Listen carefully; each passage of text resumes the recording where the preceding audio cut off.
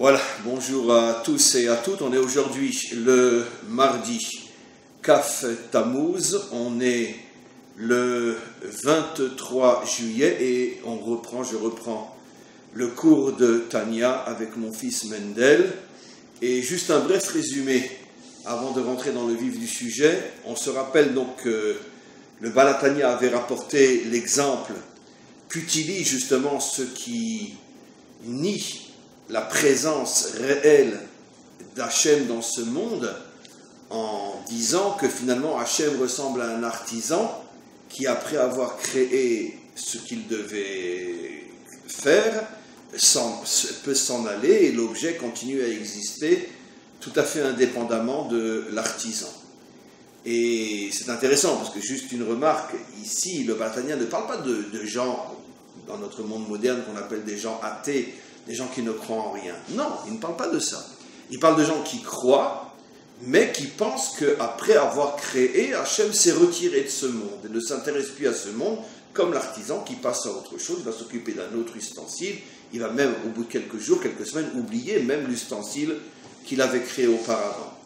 Et évidemment, cette vision des choses s'enracine, comme on le sait, entre autres, dans le fait qu'il y a tellement de choses difficiles à comprendre dans ce monde, tellement d'épreuves et parfois même d'horreurs, qu'il est très très difficile de comprendre et d'accepter que Dieu est présent dans ce monde. Et donc c'est la raison pour laquelle des gens qui au départ étaient croyants, mais ont un problème avec la présence d'Hachem dans ce monde et tout ce qui se passe dans ce monde, alors ils en sont arrivés à la conclusion que bon, très bien, on croit qu'il y a un créateur, mais le créateur ne s'occupe plus de ce monde.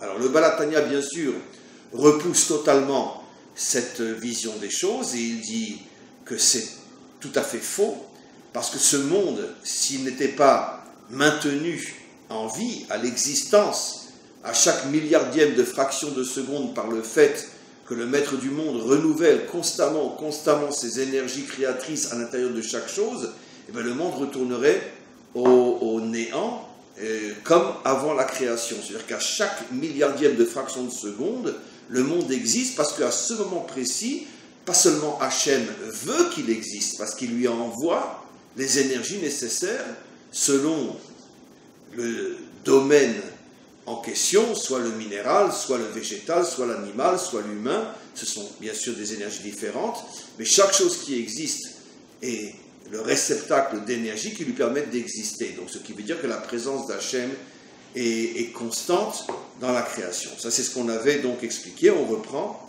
Vechol sheken vekal vachomer bebriat yesh me'ayin she'i lemala me'ateva ve'afle upele yoter mikriat yamsuf. Ici, le rabbi dit quelque chose qui est extraordinaire. Il dit finalement la création de ce monde et l'existence de la nature est un miracle des milliards de fois plus grand que tous les miracles dont parle la Torah, y compris le plus grand de tous, qui est l'ouverture de la mer. Ça veut dire que même l'ouverture de la mer est un miracle insignifiant par rapport à l'existence de ce monde. Pourquoi? On l'avait vu. Parce que même si Hachem, dans l'ouverture de la mer, a bouleversé, a changé les lois de la nature, mais malgré tout, il n'a pas créé une nouvelle nature. Et les eaux étaient toujours là, et on est passé au niveau des eaux, simplement que les eaux se sont tenues droites comme un mur, à cause donc du souffle. Vent. Comment? À cause du vent. À cause du vent, finalement, qui soufflait sur les eaux. Ça veut dire, même l'ouverture de la mer, finalement, peut être expliquée. C'est un S, mais un S voilé. Comment que tu dis? Non, c'est un S, mais selon la Teva, peut-être. Ou mais à la Teva. Non, c'est un S qui est mais à la Teva, Kriyat Yamsuf, mais disons qui, malgré tout, utilise d'une certaine manière la nature. Teva, c'est la nature. En vérité, on a un principe fondamental, je crois qu'on en a parlé le dernier cours, Mendel, c'est que jamais dans la Torah, on assiste à un miracle qui n'a pas un minimum de base matérielle. On a cette fameuse Haftara, où cette femme qui n'avait plus rien à manger et qu'elle et ses enfants mouraient de faim, elle était veuve. Alors le prophète lui dit, est-ce que tu n'as pas une fiole d'huile où il y a un minimum, un fond d'huile dans la fiole? Elle lui dit, oui, il reste un fond d'huile. Alors elle dit, va chercher chez toutes tes voisines des cruches, et avec ce réceptacle, enfin comment on dit ce réceptacle, ce kéli, comment on dit kéli en français, bon, cette cruche et dans laquelle il reste un fond d'huile, tu vas remplir toutes les cruches que tu vas amener. Et elle est arrivée à remplir une centaine de cruches. Pourquoi? Parce qu'il y avait un miracle qui faisait que finalement sa propre cruche se remplissait. Mais la manne, par exemple, la manne, c'est quoi? Alors, juste un instant pour terminer. Tous les commentaires posent une question. Mais de toute façon, c'est un miracle. Alors pourquoi le prophète insiste pour qu'il y ait au moins au départ un fond d'huile? La réponse, on la connaît. Parce que jamais Hachem ne fait un miracle dans ce monde s'il n'y a pas un commencement, un début de nature qui va participer au miracle. La manne, c'est-à-dire ce pain qui tombait du ciel, ouais. Alors si tu regardes la Torah, tu t'aperçois que c'était une forme de rosée qui était transformée en nourriture. Et là aussi, les commentaires posent la question. Et si c'est apparemment, comme la Torah le dit, quelque chose qui vient du ciel, pourquoi dans d'autres versets la Torah a besoin de dire qu'au matin il se levait et la rosée qu'il y avait sur les plantes ou sur les buissons se transformait en pain miraculeux? Si c'est un miracle, le pain descend du ciel, un point c'est tout, même réponse. On ne trouve pas un seul cas dans la Torah d'un miracle qui est du début jusqu'à la fin complètement au-delà de la nature. Donc, pourquoi?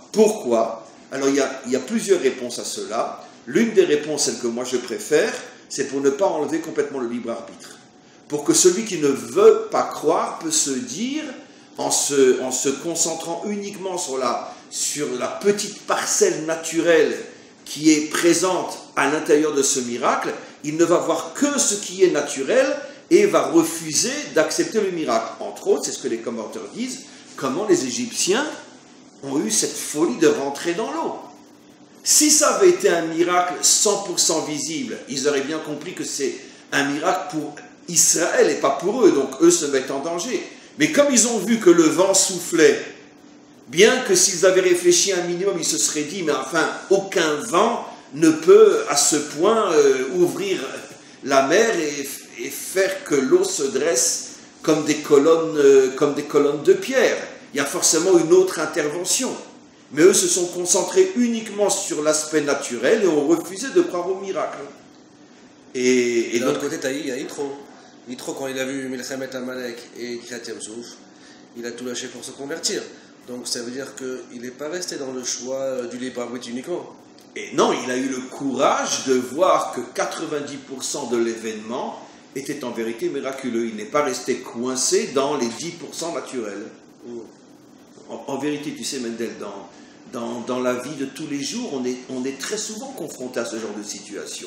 Oui, mais nous, en étant peut-être religieux, ou nous, en tant que personnes qui ont la Emouna, mais quand quelqu'un comme Yitro, il arrive à voir parmi ce nez quelque chose de surnaturel, donc... C'est ça Teshuva, c'est sa vraie Teshuva.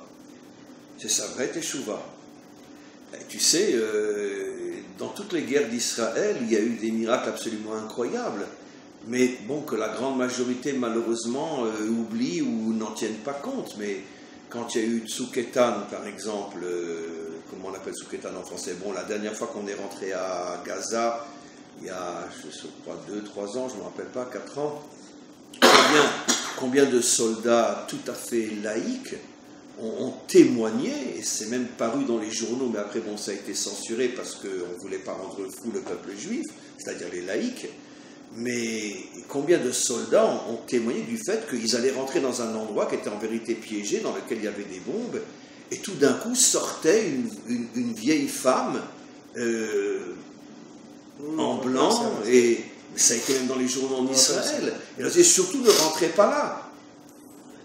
Et ça se passait des fois au même moment dans différents quartiers, au point que les soldats qui sont rentrés, comme on le sait à Gaza, 70% d'entre eux n'étaient pas religieux, comme plus ou moins encore aujourd'hui dans l'armée d'Israël, un peu moins aujourd'hui, parce que ces 3 dernières années, il y a de plus en plus de religieux à l'armée, mais en tout cas, il y a 3-4 ans, c'était en 65%, ils ont témoigné. Et les miracles de la guerre des 6 jours, il y a tout un livre comme ça qui a été écrit, je ne me rappelle plus comment son nom, avec des témoignages de soldats des kibbutz. C'est-à-dire les kibbutz, c'est l'extrême gauche. Surtout à l'époque de la guerre des 6 jours. Ils témoignent. Et puis le grand miracle de la guerre de Kippour avec Kahalani. 2 tanks contre 10 000 tanks syriens qui déferlent du haut du Golan, et tout d'un coup ils s'arrêtent tous et ils retournent en arrière. Et quand le général des tanks arrive à Damas, le père de Assad lui dit « Mais qu'est-ce qui vous a pris? Mais qu'est-ce que tu as fait ?» Il dit « Mais maître, ils étaient des centaines de milliers de tanks devant nous, alors qu'il n'y avait que 2, le tank de Kalani et encore un autre. Les 2 se sont transformés à leurs yeux en centaines de milliers. Il a été pendu le jour même sur la place de Damas, parce que le père de Assad l'a pris pour un fou. Parce que quand après on a vérifié, on a vu que de toute façon Israël n'a jamais eu 100 000 tanks. Et il y a toujours eu des miracles. Alors pourquoi tout Israël n'a pas fait Teshuvah? Parce qu'il y a aussi, pendant la guerre des Kippour, il y a eu aussi de grandes pertes, il y a eu des milliers de morts, il y a eu des milliers de blessés, il y a eu des soldats qui ont été massacrés d'une manière atroce, surtout dans le Golan. Et donc, les gens sombrent dans la triste réalité et oublient complètement les signes que Hachem envoie, qui prouvent que finalement il est là, même si on ne comprend pas. Alors s'il est là, pourquoi il y a ci, pourquoi il y a ça? C'est le problème de toute l'histoire humaine jusqu'à aujourd'hui. Et la guerre de 91, tous les 39 missiles qui tombent sur Israël, et là il y a les photos, il y a tout, c'était en 91, il y a les films, des immeubles entiers qui tombent, il n'y a pas un mort, il n'y a pas un blessé. Et les tracteurs, les bulldozers enlèvent toutes les ruines et ils sortent les habitants les uns après les autres, il n'y a pas une égratignure. Au point que je me rappelle que les Israéliens ont commencé à se dire, bon, peut-être qu'un missile, ça ne tue pas. Et bien, le 40e missile est tombé sur une base américaine en Arabie Saoudite, il y a eu plus de 200 morts. Il est tombé sur le réfectoire pendant qu'ils étaient en train de manger. Et il y a eu plus de 200 morts. Comme pour dire, bon, Chas v'Shalom, on ne se réjouit pas de ça, qu'à Dieu ne plaise, mais comme pour dire, vous voyez, vous en avez eu 39, il n'y a pas un blessé. Parlons pas de mort, il n'y a pas un blessé.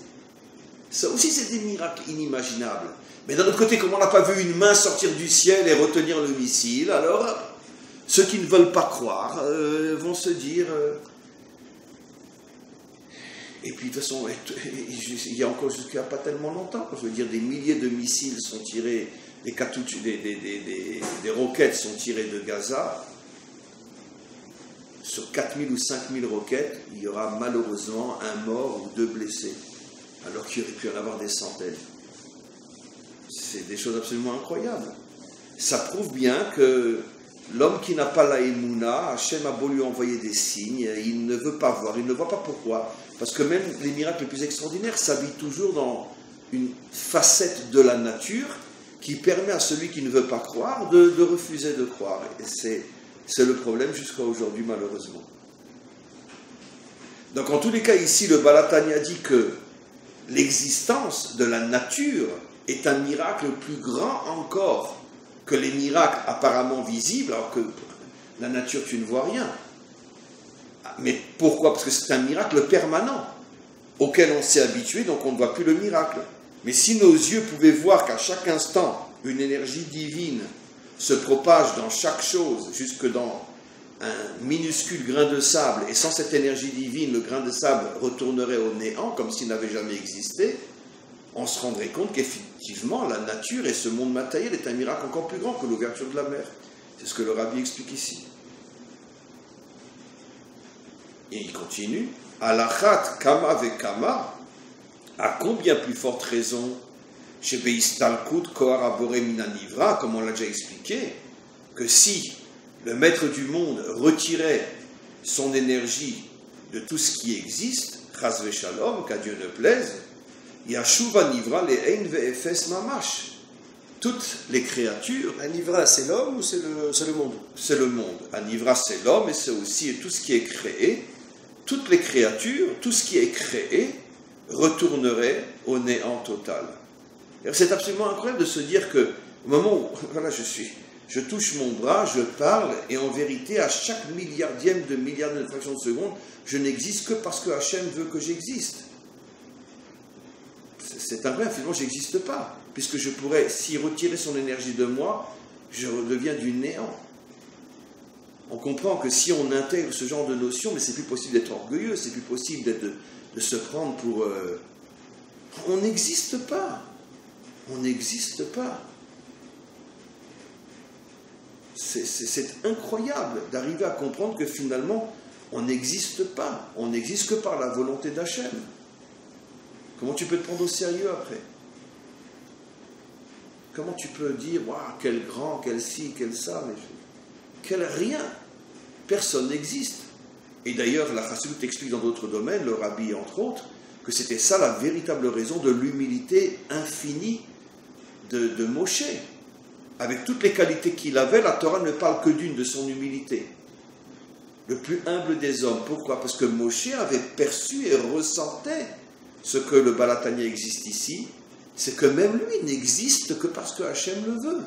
Il n'a aucune possibilité de se maintenir à l'existence. Il n'est que l'expression de la volonté d'Hachem.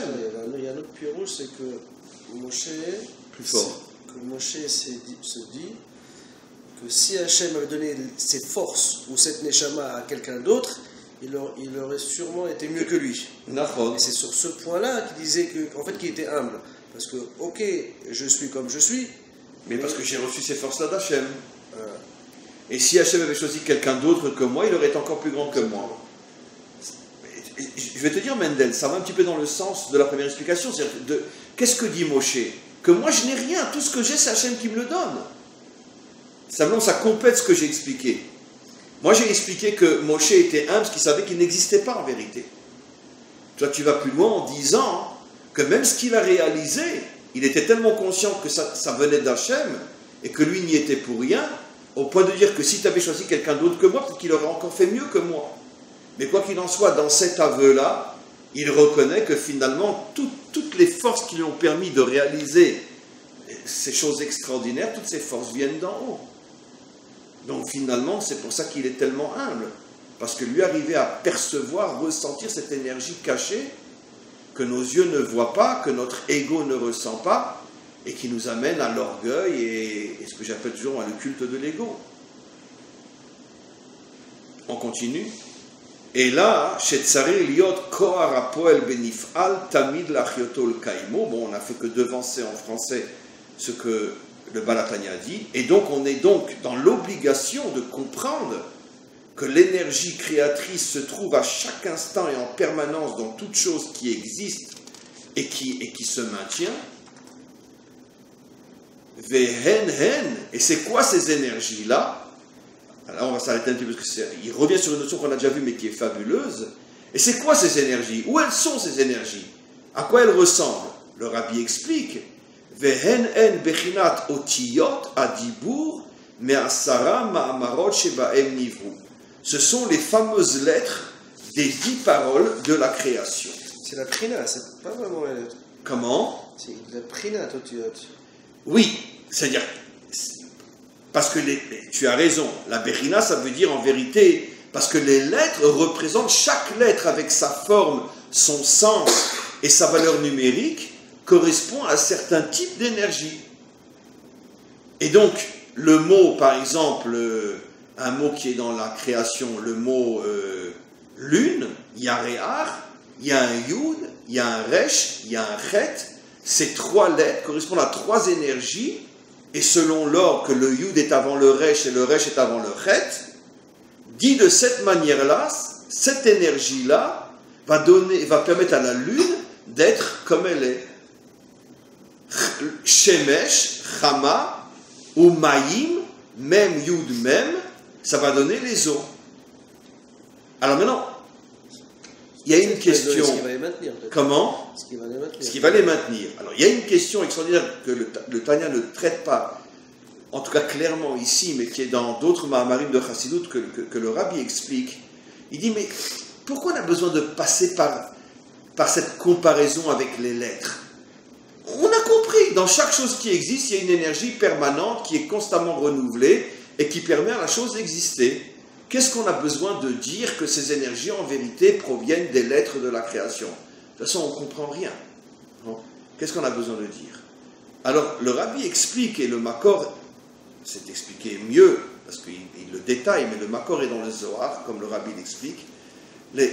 C'est ça, entre autres, il me semble qu'on avait déjà dit la dernière fois, l'importance extrême de l'étude de la Torah.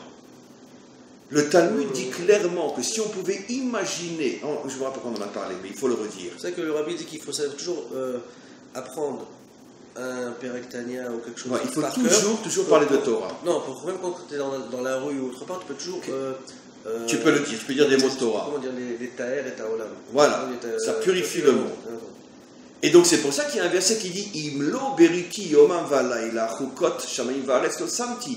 Si on pouvait imaginer que pendant une seconde seulement, disent nos maîtres, il n'y ait nulle part dans le monde quelqu'un qui étudie la Torah, le monde, à cet instant précis, retournerait au néant. Je sais que ça va faire rire tous les philosophes et tous les sceptiques et tous les intellos, ce que j'appelle les intellos de mes chaussettes, peu importe. Mais nous, on y croit, et on n'a pas honte d'y croire. Si on pouvait imaginer que pendant une seconde, personne, quelque part dans le monde, n'étudie la Torah, le monde retournerait au néant. Pourquoi? Parce qu'à partir du moment où ces énergies proviennent des lettres de la Torah, et la Torah a été donnée au Ham Israël, au peuple juif, c'est-à-dire que le maître du monde nous a associés à lui dans le maintien du monde. Ça veut dire qu'il aurait pu très bien dire « je n'ai pas besoin de vous ». C'est moi qui ai créé le monde et tout seul je renouvelle les énergies créatrices. Par les lettres. Oui. C'est ce qu'il dit ici, là. Il ne dit pas qu'on est associé au... Non, ici il ne le dit pas, mais le Rabbi l'explique à partir du verset, parce que les maîtres, avant le Rabbi, on en parlait. Les prophètes, le fameux verset. Imlo beriti yomam valaila, si ce n'était l'étude de la Torah jour et nuit, chukot shamayim va'aretz lo samti, ça veut dire que toutes les lois de la nature disparaîtraient. Et c'est comme ça que nos maîtres comprennent. Et simplement que le Rabbi explique, il détaille ce qu'explique le Tanya. Pourquoi le Tanya insiste pour dire que ces énergies viennent des lettres? Pour nous faire comprendre que c'est ça en vérité le sens premier et profond du don de la Torah. C'est parce que nous sommes les associés d'Hachem dans le maintien du monde, et grâce au fait que nous étudions la Torah, la première conséquence et la plus importante de toutes, c'est que nous maintenons le monde à l'existence. Et le Rabbi rajoute, comme il est connu, Kol hamevarer mitbarer, tout celui qui apporte le bien est le premier à le recevoir. C'est pour ça que si quelqu'un étudie tous les jours la Torah, le premier qui va bénéficier de cette énergie qui lui donne force et vie et réussite, va être celui qui étudie la Torah. C'est pour ça, comme on en a déjà parlé, que l'étude de la Torah fait partie intégrante de la réussite, même matérielle, dans ce monde. Parce que grâce à l'étude de la Torah, tu renouvelles des énergies qui permettent au monde d'exister, et comme ça passe par toi et c'est grâce à toi, tu vas être le premier bénéficiaire, et ta vie va se changer complètement. Au point que tu vas avoir une réussite au-delà des lois de la nature dans ta propre vie. Si véritablement tu étudies l'ishma, comme on dit. Évidemment, si tu étudies pour te dire, parce que j'ai une affaire à signer aujourd'hui, je vais étudier une heure avant, c'est sûr que ça ne marchera pas. Comme disent nos maîtres, tout celui qui étudie la Torah avec intérêt, la Torah se transforme en poison de mort. Sauf qu'il y a une lettre du Rabbi qui dit que pour la bracha, etc., il faut étudier, et même s'il le fait l'olishma, c'est pas grave, chez Mitor, chez l'olishma, va l'ishma. Oui, donc, tu as raison. Mais sur ça, il y a une marloquette. Je vais juste répéter à haute voix ce que tu dis, que le Rabbi dit que même des fois, si on n'arrive pas à étudier directement avec une pensée pure, et même si on étudie avec intérêt, malgré tout, il faut étudier, parce que effectivement, c'est rapporté dans le Talmud, c'est Rav Yehuda qui dit ça. Leolam ya'asok Adam batora afilu shelo lishma, ki metor shelo lishma balishma. Un homme doit toujours étudier la Torah, même avec parfois des intérêts, parce que de toute façon, même s'il commence avec des pensées qui ne sont pas 100% pures, finalement la Torah prendra le dessus et l'amènera à des pensées qui sont, oui, 100% pures. Donc si quelqu'un se dit, ah non, je ne veux pas étudier parce que je sais que j'ai une affaire à signer dans 1 heure et j'ai peur que mon étude de maintenant, ce soit dans le but d'avoir la bénédiction d'Hachem pour le contrat que je dois signer, donc je préfère ne pas étudier. Sur ça, le rabbi dit non, tu te trompes complètement. Parce que mieux vaut une étude, même avec une pensée qui n'est pas 100% pure, que de ne pas étudier du tout. Malgré tout, ça c'est ce que dit le rabbi Mendel, malgré tout, il faut savoir que quand je parle, moi, de mauvaises pensées, la Gemara elle-même, le Talmud lui-même fait la différence entre quelqu'un qui, si tu veux, prend la Torah uniquement comme un moyen de réussir, mais il n'a pas vraiment de Emouna, il n'a pas vraiment de Yirat Hashem. C'est pas quelqu'un qui est vraiment attaché à Hashem. Simplement, bon, il a entendu, il y croit un petit peu que la Torah va lui ouvrir certaines portes de bénédiction. Il le prend comme il prendrait le conseil d'un très grand financier qui lui dirait fais ci ou fais ça. Ça, c'est dangereux. Mais si quelqu'un, et c'est le cas de la majorité de ceux qui étudient la Torah, et quelqu'un qui a la Emouna, il a la crainte d'Hachem, il a le respect d'Hachem, simplement c'est un être humain. Et je sais que cette semaine, j'ai une grosse affaire à signer, et j'aimerais bien que ça marche, car j'en ai vraiment besoin. Et bon, je vais redoubler d'efforts dans mon étude de la Torah, mais je suis en même temps quelqu'un qui vraiment aime Hachem et le respecte. Je ne prends pas la Torah uniquement comme un moyen de réussite. Simplement, je suis un homme, et c'est vrai que bon, ça m'est difficile d'étudier sans penser que j'espère que ça va m'amener... Mais il y a plein de choses, c'est comme le Maaser. Si c'était pas une promesse d'Hachem, un cercle et Chitacher, peut-être le 3/4 des gens, ils n'auraient peut-être pas donné la tzedaka. Donc il y a des choses que tu fais spécialement pour avoir la bracha, pour avoir la réussite. Oui, mais encore une fois, la Gemara pose cette question. Je ne dis pas que celui qui étudie, c'est pas que la personne elle n'aurait pas étudié. C'est qu'il travaille, c'est qu'il est fatigué, c'est qu'il n'a pas le temps, c'est qu'il doit s'occuper de ça, etc. Maintenant, le fait qu'il dit maintenant, voilà, je vais étudier, c'est pas qu'il va étudier, qu'il se force à étudier, c'est qu'il se force à trouver le temps pour étudier. C'est ça le fait que chez l'olishma. C'est pas l'olishma de l'étude elle-même, c'est l'olishma qu'il se force à trouver le temps parce que ça va lui donner la bracha, mais pas son étude elle-même. Tu as raison. Et maintenant, pendant que tu parlais, je me rappelle d'avoir lu, mais je ne me rappelle plus où, une réponse extraordinaire. Comment tu peux savoir si quelqu'un a vraiment des pensées impures et qui prend la Torah uniquement comme un moyen de réussir, ou quelqu'un qui, oui, malgré tout, pense qu'avec l'étude de la Torah, il va réussir, mais malgré tout, ce n'est pas une pensée 100% impure. Le test est, et maintenant je me rappelle, c'est la Gemara qui le dit, maintenant je me rappelle c'est la Gemara qui le dit, dans un autre domaine. Quelqu'un dit, voilà, il a un enfant malade, que Dieu préserve, et il prélève une grosse somme à la tzedaka, à la charité en français, excusez-moi le gros mot, à la tzedaka, et il implore Hachem, il dit, voilà, regarde, je donne une somme très importante pour les pauvres, je t'en supplie, sauve mon fils. Alors, est-ce qu'il a le droit de le faire ou non? La Gemara dit, bien sûr qu'il a le droit de le faire. Ah, pourtant, il a un intérêt qu'Hachem sauve son fils. Et la Gemara répond, parce que de toute façon, même si, qu'à Dieu ne plaise, ça ne marche pas, et que son fils n'est pas immédiatement guéri, malgré tout, il continuera à donner la tzedaka. C'est-à-dire, ce n'est pas quelqu'un qui donne la tzedaka que pour que son fils soit guéri, et qu'il n'a jamais fait avant et qu'il ne le fera plus après. C'est ça le test. Si tu es quelqu'un qui donne la tzedaka avant que ton fils soit malade, et que qu'à Dieu ne plaise, même si le fils n'est pas guéri, tu continueras à donner la tzedaka. Peut-être pas autant, mais tu continueras. Alors là, c'est permis d'utiliser le bien que tu fais pour demander à Hachem de t'aider dans ta vie personnelle. C'est pareil pour l'étude de la Torah. Si tu n'étudies que lorsque tu as une affaire à signer, et sinon tu n'étudies jamais, alors là, c'est une pensée totalement impure qui n'amènera certainement pas la bénédiction. Mais si tu es quelqu'un qui sait très bien qu'on ne peut pas concevoir une vie authentique sans étude de la Torah, maintenant c'est vrai qu'à la veille de la signature d'un contrat important, tu as peut-être étudié un peu plus que d'habitude.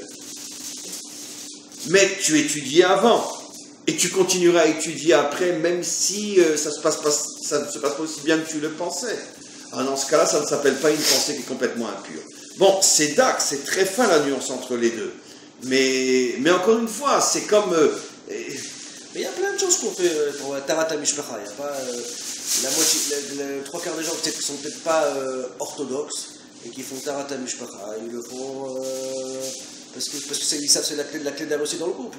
Nahon, mais d'un autre côté, ça n'enlève pas la mitzvah. Encore une fois, il n'est pas... Et c'est pas parce qu'il le fait que pour ça que ça ne marchera pas. Non, mais que pour ça, justement, là, le truc. Il n'est pas interdit de profiter, de faire la volonté d'Hachem et de surfer sur ces choses en disant, quand on est dans le besoin, aide-moi et donne-moi. Ce qui est interdit, c'est que si tu ne le fais que pour ça, par exemple, comme j'ai donné l'exemple... Alors, quelqu'un qui fait que Tarata Mishpacha que pour avoir une bonne vie de couple, quoi, il l'aura pas? C'est pas sûr. Non, mais enfin, qu'est-ce qui se passera si demain, par exemple, il se dispute avec sa femme, alors il va lui dire, bon ben, on se sépare plus même quand tu as les règles, parce qu'il a une dispute. Non, je ne pense pas que ça va se faire. Donc, s'il respecte les lois de la pureté familiale, même si sa pensée est, et il a 100% raison, de se dire que grâce à cela, ça va lui permettre de construire son couple, si c'est un homme normal, même s'il traverse une période difficile avec sa femme, ils ne vont pas se dire, bon, ben, puisqu'en ce moment ça ne marche pas, donc on ne va pas respecter les règles de pureté familiale. Si c'est le cas, alors ça prouve que dès le départ, c'est un truand. Mais combien il y en a des gens comme ça? Tu comprends? Tu comprends? Et c'est encore une fois, la Torah dit clairement que le fait de respecter Shabbat, ça amène la bénédiction, même matérielle. Alors imagine-toi, quelqu'un il va faire faillite, il va s'arrêter de faire Shabbat. Je ne dis pas qu'il n'y en a pas, mais ça va être le test. Si quelqu'un, moi je raconte souvent cette histoire, j'avais connu une personne il y a de nombreuses années qui avait très très bien réussi dans les affaires. Mais il travaillait Shabbat, les jours de fête, etc. Et il a commencé à faire Teshuvah avec moi, et il a commencé à faire Shabbat. Il a commencé à se laisser même pousser la barbe, une kippa sur la tête dans le bureau, etc. Vraiment, une vraie teshuva. Et au fur et à mesure, ses affaires ont commencé à baisser. Et il est arrivé à une situation où il avait très très peur de faire faillite. Et je me rappelle jusqu'à aujourd'hui, un jour à 2h du matin, il n'était même pas rentré dormir, il était tellement angoissé. Il m'appelle, il me téléphone, il me dit, tu viens absolument me voir dans mon bureau, il faut que je te parle. J'arrive dans son bureau, à l'époque c'était à Paris, et il me tombe dessus, et il me dit, mais qu'est-ce que c'est que cette folie? J'ai tout laissé, Bon, c'était quelqu'un qui aussi courait à droite, à gauche, etc. Bon, quelqu'un qui avait bien réussi, il était jeune à cette époque-là. Et il dit, regarde, j'ai tout sacrifié, tout, je veux dire, j'étudie, je fais les mitzvot, je fais Shabbat, et quand je faisais rien, j'arrêtais pas de monter dans les affaires, et maintenant que je descends. Hachem m'a aidé, et tout de suite, c'est pas de moi, je sais que ça vient d'en haut, je lui ai donné la réponse juste.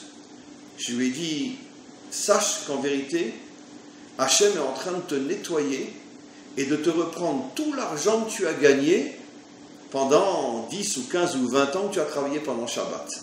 Je lui ai dit, tu sais quoi, regarde, viens, on fait un calcul, on s'assoit, on va essayer d'estimer tout ce que tu as gagné pendant le Shabbat et les fêtes pendant 20 ans, et ce que tu es en train de perdre. Je suis certain qu'on va arriver plus ou moins à la même somme. Hachem, justement, t'aime, il veut te purifier, il veut te nettoyer. Tu as dans ta richesse de l'argent impur, de l'argent que tu as gagné le Shabbat, et il veut te priver de cet argent pour te nettoyer et ne te laisser que l'argent propre.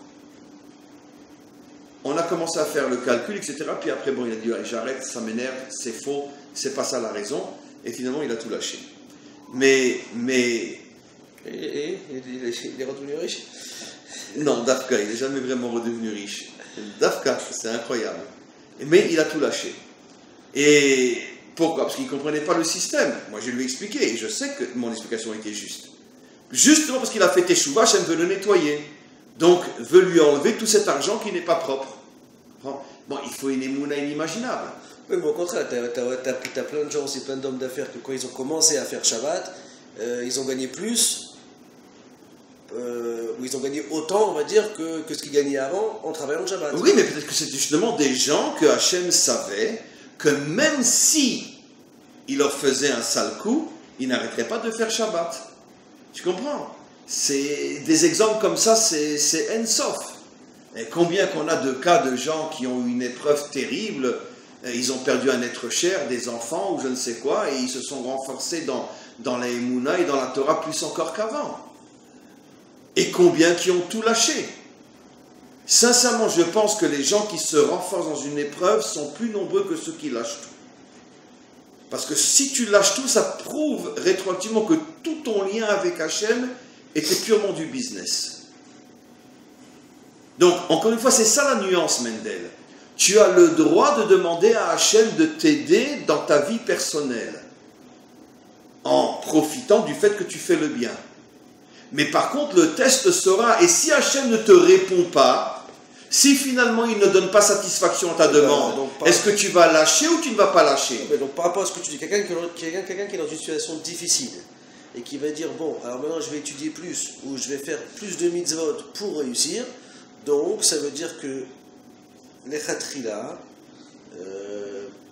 c'est un mec bien. Puisque au contraire, lui, au lieu de tout lâcher, il fait plus de mitzvot, même si c'est par intérêt, mais au moins il monte en haut. Oui, mais non, mais le test va être, et si Hachem ne lui répond pas, comment qu'il va réagir? Imagine-toi qu'il prend sur lui de faire des choses qu'il n'avait jamais fait jusqu'à présent, parce qu'il est dans une situation matérielle difficile, et il se dit, en augmentant les mitzvot, etc., Hachem va m'ouvrir les portes de la bénédiction. Et que finalement, il investit de tout son cœur énormément, et la bénédiction ne vient pas. Là va être le test, est-ce qu'il va lâcher ou pas? Tu sais, un petit peu dans un autre domaine, ce que nos maîtres nous disent, comme avec le test pour les convertis, ceux qui veulent se convertir. On ne le fait plus vraiment aujourd'hui parce que le monde a changé. Mais si on s'en tient aux choses telles qu'elles sont dites dans le Talmud, on doit tout faire pour le décourager. Lui mettre vraiment des bâtons dans les roues. Pourquoi? Pour tester sa volonté sincère de se convertir. Parce que si on lui ouvre la grande porte, on lui dit, mais il n'y a pas de problème, monsieur, comme les chrétiens font, comme les musulmans font, qu'au contraire, ils font tout pour que les gens se convertissent à leur foi. Nous, on fait tout le contraire, parce que nous, on veut l'authenticité. On n'a pas besoin d'un musulman de plus ou un chrétien de plus. Nous, ce qu'on veut, c'est un vrai juif. Donc, on va le décourager pour voir si, malgré tout, il s'entête et que sa volonté est plus forte que tous les bâtons que je lui mets dans les roues. Donc, Hachem peut nous faire la même chose. Il veut tester si le fait qu'on a redoublé dans l'étude de la Torah ou les mitzvot, est-ce que c'est que pour gagner de l'argent, ou bien c'est pour gagner, c'est vrai, mais parce que de toute façon, j'aime Hachem. Et de toute façon, je sais que je dois de toute façon faire plus que ce que j'ai fait jusqu'à aujourd'hui. C'est un moment où je profite de l'occasion pour avoir à la fois joindre l'utile et l'agréable. Alors Hachem peut parfois nous tester. Il va nous laisser pendant un certain temps sans résultat. Et s'il voit que malgré tout on s'entête et on continue, là il se peut que la bracha va venir comme un torrent. Mais il y a des tests, c'est sûr qu'il y a des tests. C'est jamais gratuit avec Hachem. Parce que, on le sait Mendel, Hachem il est intéressé que par une seule chose, l'authenticité. Hachem se fout royalement de l'habit que tu portes, de la barbe que tu as ou que tu n'as pas, etc. Ce qu'il veut, c'est l'authenticité. Et l'authenticité, elle est en toi. Et elle ne peut se dévoiler que face à l'épreuve. Donc, il te teste. Ah, tu t'es mis à étudier la Torah maintenant? Très bien. Écoute, je sais très bien que c'est parce que tu as tel ou tel problème que tu voudrais résoudre. Ça ne me dérange pas, dit Hachem, puisque finalement tu étudies la Torah et c'est bien.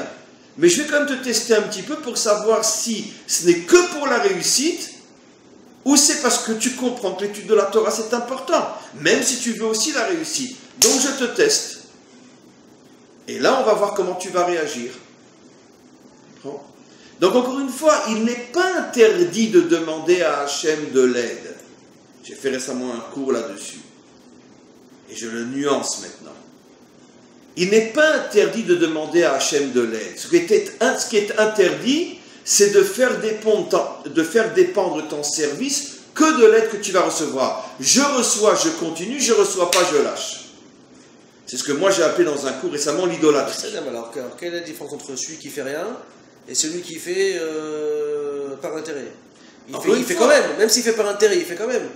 Oui, mais encore une fois, Mendel, est-ce que c'est un intérêt qui fait que la Torah n'est que pour l'intérêt? Peu importe, il le fait quand même.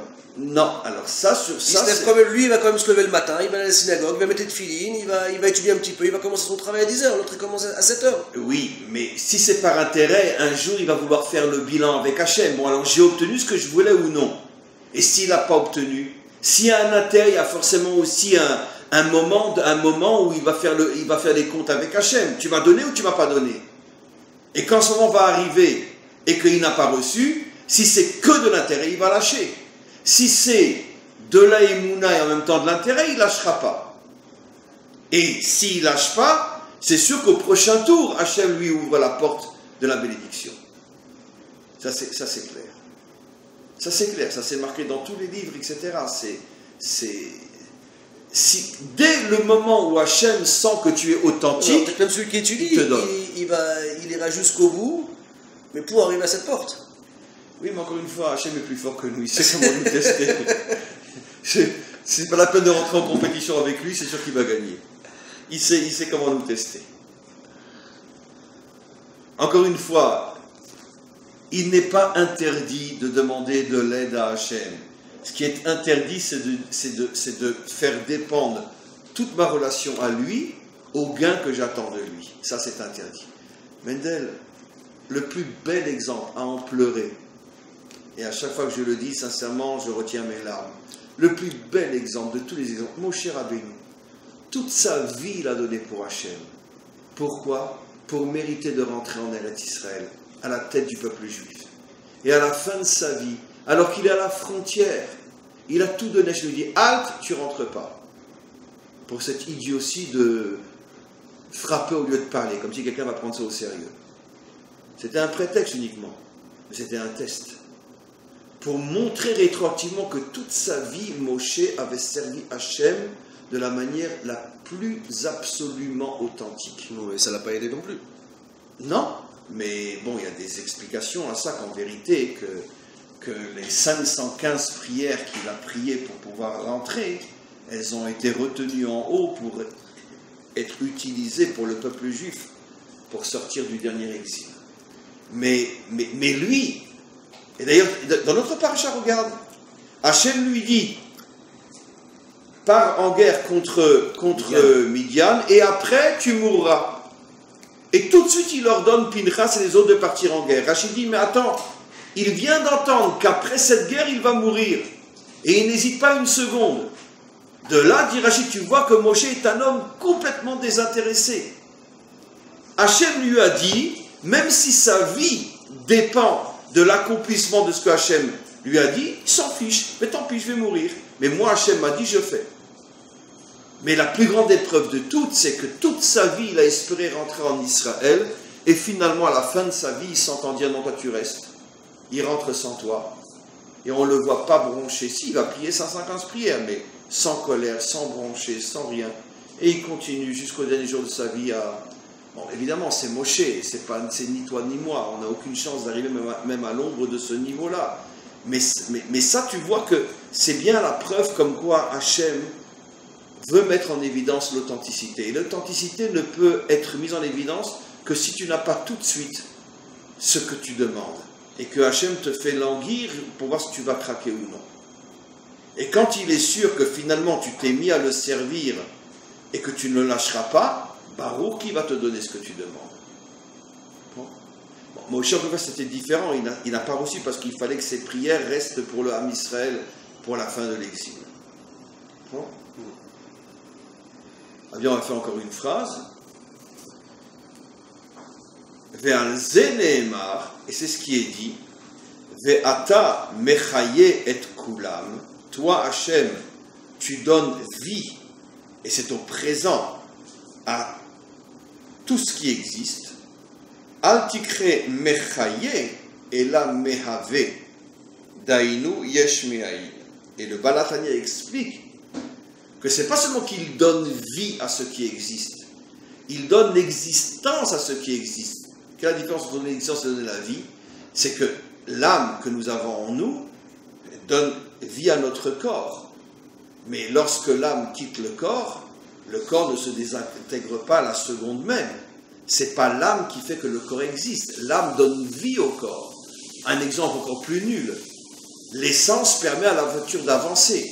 Quand il n'y a plus d'essence, la voiture n'avance plus, mais elle ne disparaît pas. Donc c'est pas seulement que Hachem donne vie au monde. Hachem donne l'existence au monde. C'est-à-dire que si Hachem se retire, le monde disparaît. Altikra mechaye et la mehave. C'est d'ailleurs la raison pour laquelle comment s'appelle Hachem Yudke Vavke. Et qu'est-ce que ça veut dire? Ça vient du mot lehavot, qui veut dire donner l'existence. La traduction du nom de Dieu, c'est celui qui donne l'existence. C'est la différence entre Elohim et Havaye. Elohim est le créateur, mais comme on a vu avec un artisan, un créateur peut créer après s'en aller, mais Yudke Vavke, Havaye, est celui qui donne l'existence. Ça veut dire que, à nos yeux, on a l'impression, si on croit que, bon, il y a un créateur, mais qui dit qu'il est présent dans ce monde? C'est pour ça qu'on dit Hachem ou Elohim, Hachem ou Elohim.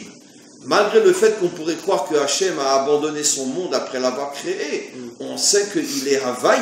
C'est-à-dire qu'il continue à donner existence au monde, pas seulement donner vie au monde, mais donner existence au monde. Ve'ata en bechinot aotiyot, mais aleph ve'atav. C'est ça qui est marqué ve'ata. Dans le mot ve'ata, il y a le aleph et le tav qui incluent toutes les lettres. Comme il le dit, ve'ata en bechinat aotiyot, mais aleph ve'ad tav. Comme on le sait, les 22 lettres de l'alphabet commencent par un aleph, se terminent par un tav. Et dans le mot ve'ata, et toi, il y a une allusion aux 22 lettres de l'alphabet. Comme pour dire que les 22 lettres de l'alphabet sont les 22 énergies qui permettent au monde d'exister. Ve'ahe, et le E qui est à la fin du mot, ce qui est marqué Ve'ata, ça se termine Aleph Tav, les 22 lettres de l'alphabet, et après le E, c'est les fameuses He Motzaot Ape, Mekor Aotiot. Ce sont les 5 expressions de la bouche, comme on le sait. Bon, c'est en hébreu, je ne sais pas si toutes les langues ont ces 5 expressions. En hébreu, tu peux dire une lettre avec le bout des lèvres. Tu as des lettres que tu dis avec un bout des lèvres, par exemple le bet.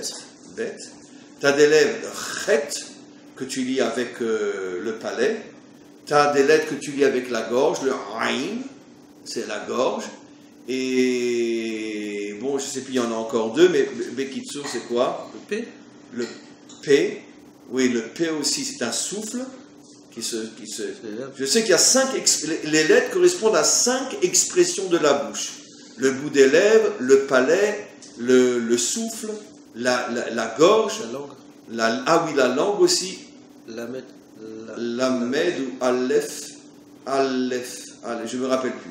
Je ne me rappelle plus quelles sont les lettres, mais en tous les cas, dans l'ensemble des 22 lettres, tu utilises 5 manières de bouger la bouche. Et c'est pour ça donc le mot ata, qui veut dire toi en vérité, fait allusion à un secret incroyable. Dans le mot ata, il y a le aleph et le tav qui fait allusion aux 22 lettres de la Torah, et le he final, vehata, qui fait allusion aux 5 manières de prononcer les 22 lettres de la Torah. C'est-à-dire que le mot vehata fait allusion finalement à toutes les énergies créatrices. C'est pour ça qu'il est dit vehata mechayed kulam. C'est le nun avec la langue tête. Le nun. Non, tu peux pas faire ton nun. Avec le nun, on ne fait rien. Nun, c'est qu'un son. Nun. Si on bouge un peu les lèvres. Nun. Non, au contraire, sur la langue, tu peux pas faire de nun. C'est la langue, le nun. C'est que la langue qui bouge dans le nun. Ouais. Effectivement, oui, peut-être, oui. Je sais, il y a des lettres de lèvres, des lettres de langue, des lettres de palais, des lettres de gorge. Quel est le 5e, je ne me rappelle plus.